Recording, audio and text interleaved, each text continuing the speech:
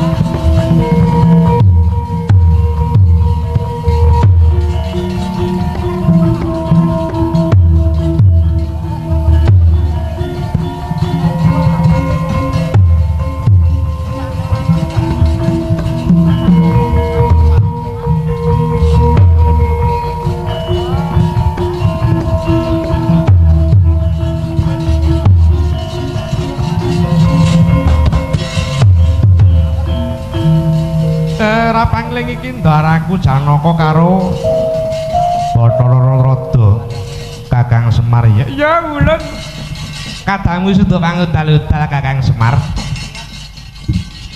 Penakno ya Rada. Ya ora kurang prayoga Kakang. Terus pundi Ndara Harjuna menapa sampun samekta ing gati Kakang Badranaya yektine pukulun Bathara Kamajaya lan Bayu Bathara Ratih Gangsa Lokananta petetan kayu klepu Dewa Ndaru widodari sakethi kurang sawiji samekta ing gati ingkang dina iki wis andherake jengkari pukulun Bathara Narada Kakang. Apa ya ngono Narada? Iya Kakang, dina iki pundutan wis tak asta ngomong entene besok kapan budali Kakang. Enten ana sawetara. Lajeng Ndara kula Werkudara dos pundi, Den? Semono uga Kakang lamun to anggone Kakang Mas Brata Senopati Nalindra Sewu Negara uga wis sembada dina iki wis tumeka ning Karang Kadempel. Rewanda saking beksa yaiku Kakang Anoman dina iki wis uga tumeka ning Karang Kadempel kene Kang. Syukur bagi sewu. Menawi sampun samekta ing gati sawega ndiri. Monggo inggih tumunten budalan tumuju wonten ing padukanipun Kakang kula Togog Sumbrah Lambangan.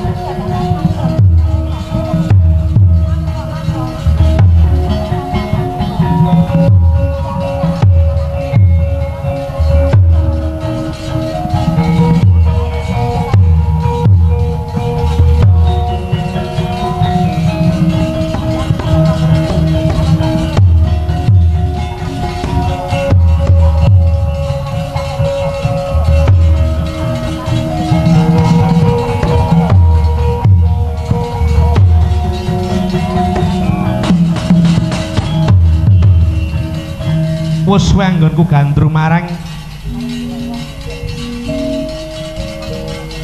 putrane Kyai Togok ya kuwi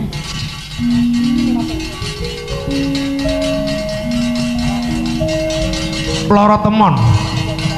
Besok kapan aku bisa mondong marang Dewi Loro Temon?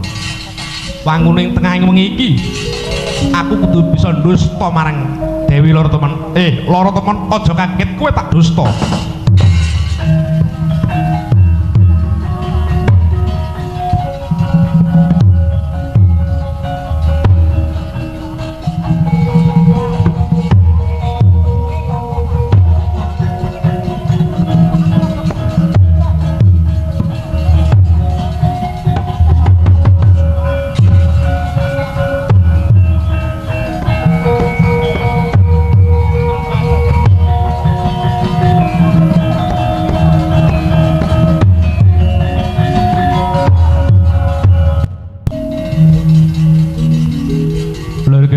Sang maweh gandrung iki kaya adi Semar kang wis tumekono paduka aku Subra Lambangan kene. Kakang Togok iya. Aku sing teko lan kabeh para pengombyong temanten uga wis tumekono ing Subra Lambangan kene. Sing mburu iki pun aku lanang si Senet kae. Ya iki si Senet kae. Dan bocah ibu aku sih kaya gambar winangun. Ya iki ponamu si Senet kae. Pundutan temanten didandani Bathara Kamajaya, Bathari Ratih. Gamenan Lokananta, Petetan Kayu Dewa Daru. Widodari saking kurang sawiji. Pangombyong temanten 1000 negara rewanda bisa beksa apa samakta ing gati. Dina iki pundhutamu kabeh sing werna-werna kuwi samakta ing gati. Wis mapan ana karakan dempel kene. Aku wis nggo temanten lanang bisa kapan enggal didhauke si Temon karo si Senet iki.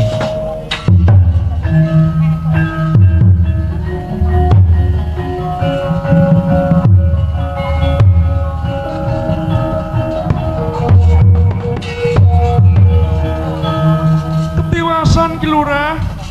Lha iki kaya bocah Magersari eneng apa? Rikala semanten kula nenggani dhateng kang putrapun Dewi Loro Temon. Jebul wonten Duratmaka ingkang dusta dhateng putra padukapun Loro Temon ki Lurah. Rajalah.